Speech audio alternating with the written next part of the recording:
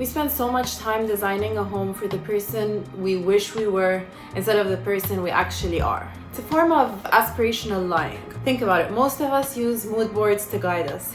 A collection of beautiful images that put us in the mood we want, but not really in the mood we have most of the time. Of course, we all want to be the person who puts away their dishes the minute the dishwasher beeps, or the person who never leaves a coffee mug on the nightstand. But are we really? I know I'm not. When that person doesn't show up, which could be 90% of the time, the house starts to fail and it starts to become this exhibition of how behind we are. So I think we should stop designing for the lie and design for the 90%, the reality we actually live.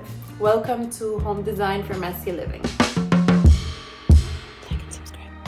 I know so many people who design for the 10% of the time when they have guests over and they want the house to look spectacular. But what about the rest of the time? The 90% is you exhausted on a Tuesday, your bag's still unpacked from the weekend, dishes are in the sink and the laundry's piling up. You want to handle it, but if the laundry machine is too far, you won't do it.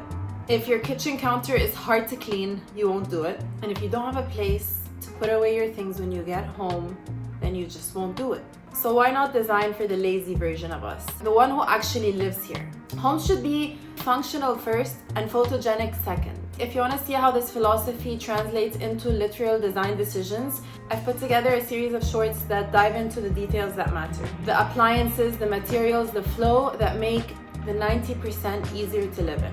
A lot of us will say, I'll train myself to work with this design, but most of the time we actually don't and we avoid it. Plus, is that really where you want to put your energy, to working with a house that's not serving you, or save it for something that matters more in life, like your creative work, for example?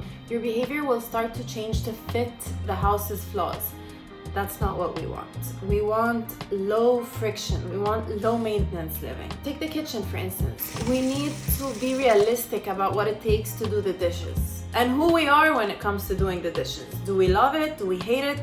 And design accordingly, because this is something we deal with every single day.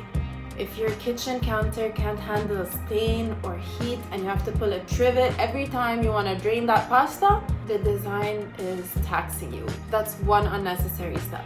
We want panic-proof materials, things that even if a guest was helping out, we wouldn't worry about what they're doing in the kitchen because it's just gonna endure it. For example, this is an undermount sink. While a designer might call it sleek, I will say it is an essential, not because how it looks, but because all it takes is one swipe of the counter and I will have cleared the spill, the crumbs into the kitchen. Ever since I've discovered this detail, cleaning the counter is now a very natural thing for me to do, and I will do it so frequently, even if the smallest crumb is there. That's what good design does. It makes it easy and natural to do the thing. So when it's time to design a home, a lot of you will hire an interior designer. And while you might think, oh, okay, cool, I don't have to worry about everything, they know everything, that is not true. A great designer will grill you with questions and figure out who you are so that they can design a home that's perfect for you.